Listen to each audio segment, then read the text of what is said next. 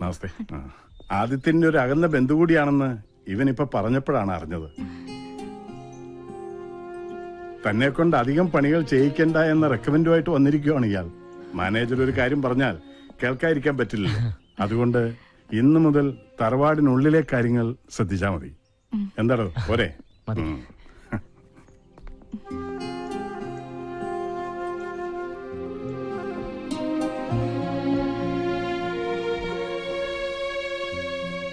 മോനെ ആദി, അപ്പന് പറയാനുള്ളത് പറഞ്ഞു.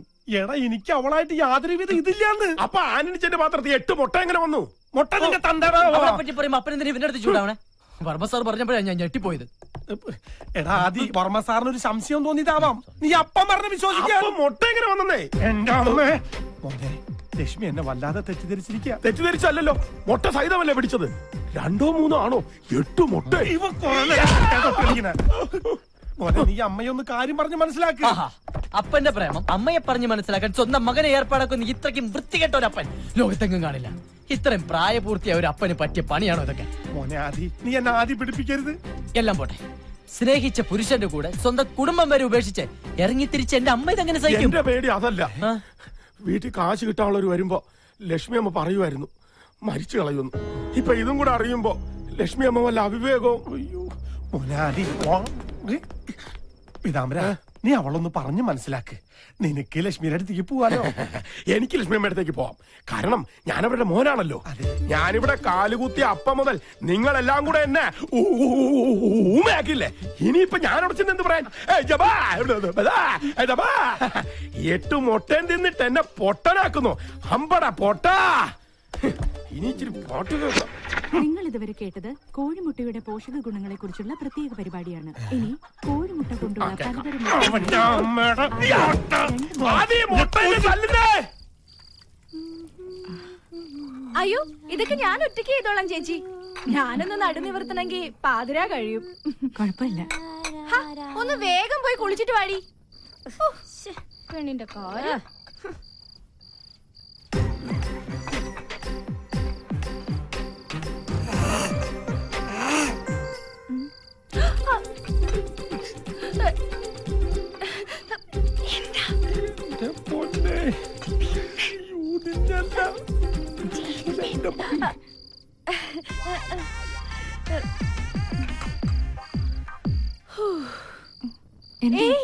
എന്തോരം ജോലിയാ ചേച്ചി. ബാത്റൂമിന്റെ അടുത്തോടെ ആരും ഓടി പോകുന്നുണ്ടോ? എവിടെ? അവിടെ ഒന്നും ആരും ഉണ്ടാവില്ല. ഇവക്ക് വെറുതെ തോന്നിയതായിരിക്കും.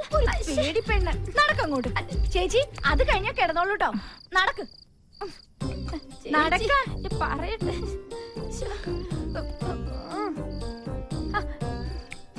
ഇവിടെ എങ്ങും ആരും ഇല്ലെന്ന്. അങ്ങോട്ട് കുളിച്ചേ പറയട്ടെ. കണ്ടതാ ഒരു കാര്യം.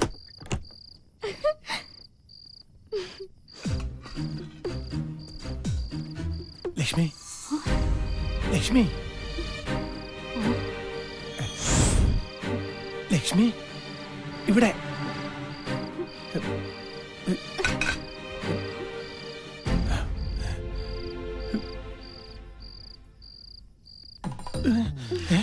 വർമ്മ സാറ് പറഞ്ഞപ്പോഴേ എനിക്കറിയായിരുന്നു ഇന്ന് രാത്രി എന്നെ കാണാൻ വരുമെന്ന്. നീയും വർമ്മ സാറും കൂടി എന്നെ വറുത്ത് തിന്നടി. ഞാൻ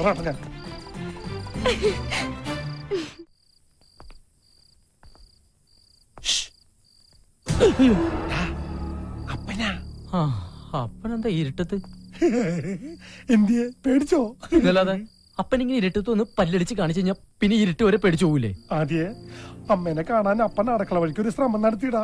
എന്നെ തിരിഞ്ഞു പോലും നോക്കില്ല അവള്. മറ്റവള് നോക്കിയിട്ടുണ്ടാവുമല്ലോ. എന്റെ മോനെ. ഓരോന്ന് വരുത്തി വെച്ചിട്ട് നിന്ന് മൂങ്ങുന്ന കണ്ടില്ലേ? അതെ, അവിടെ തന്നെ നിന്നോ. ഞാൻ അമ്മയൊന്ന് ചാക്കിട്ട് നോക്കാം. പിന്നെ ഈ ഇരുട്ടില് ചിരിക്കാതെ നിന്നോളണം. ഇതിലിരുട്ടേതാ അപ്പനേതാ? അത്രയ്ക്ക് കറുപ്പാണല്ലോ അപ്പന്. കറുപ്പ് നിന്റെ അപ്പനാടാ.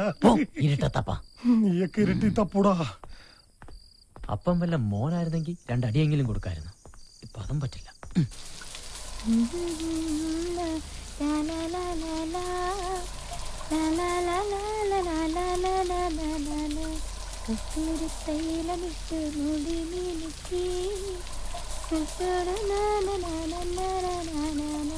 എടാ.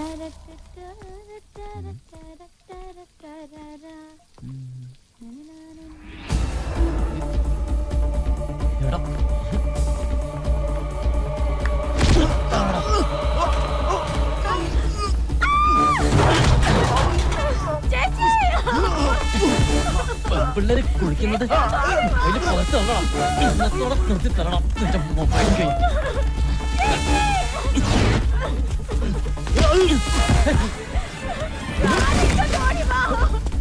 നിക്കടാ.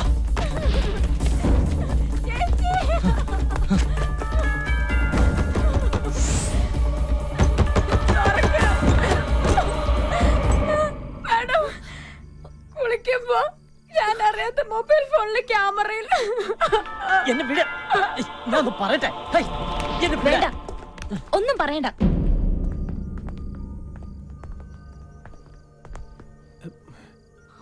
എല്ലാരും ഉറങ്ങാൻ കിടന്നപ്പോ നീ ആരെ കാണാൻ അങ്ങോട്ട് പോയത്? അത് പിന്നെ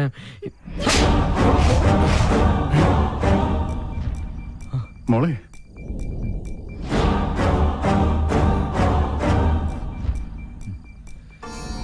അയ്യോ മാഡം, ഈ സാർ അല്ല, അവനാ ആ തോട്ടം നനയ്ക്കുന്ന പയ്യൻ. ഈ സാർ വന്ന് പിടിച്ചപ്പോഴാ ഞാൻ പോലും കാര്യം അറിയുന്നത്.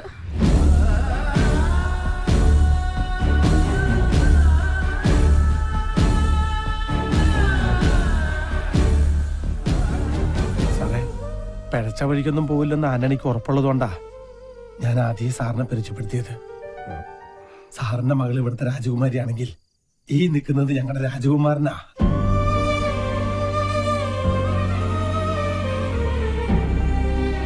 ആദി, എന്റെ മോള് സാറത് കാര്യമാക്കണ്ട. സ്വന്തം നാട്ടുകാരന് തല്ല് കിട്ടിയപ്പോ ഇദ്ദേഹത്തിന് വേദനിച്ചിട്ടുണ്ടാവും. കുഞ്ഞുനാളിൽ ഒരുപാട് എടുത്തോണ്ട് നടന്നിട്ടുള്ളതാണേ. ആ സ്നേഹവും വാത്സല്യം കൊണ്ട് പറഞ്ഞതായിരിക്കും. പാവം. ആദി, അന്നി പറഞ്ഞതിൽ ഒരു തെറ്റുമില്ല. തെറ്റുകാരി എന്റെ മോളാണ്. മോളെ, ഇന്ന് വരെ ഈ തറവാട്ടിൽ ഒരു പെണ്ണും ആണിനെ അടിച്ചിട്ടില്ല. മോള് ആദിയോട് മാപ്പ് പറയാൻ. ഏയ്, മാപ്പ് പറയാനുള്ള തെറ്റൊന്നും സാറിന്റെ മകള് ചെയ്തിട്ടില്ല. ഇങ്ങനെ ഒരു സാഹചര്യത്തിൽ കണ്ടാൽ ആരായാലും തല്ലിപ്പോവും. പിന്നെ മേഡത്തിന് അറിയാതെ പറ്റിപ്പോയൊരബദ്ധം. ഞാനത് ക്ഷമിച്ചിരിക്കുന്നു. അബദ്ധം പറ്റിയവരോട് ക്ഷമിക്കുന്നിടത്താണ് നമ്മുടെ മനസ്സിന്റെ മഹത്വം നമ്മളെ കാണിക്കേണ്ടത്. Good night.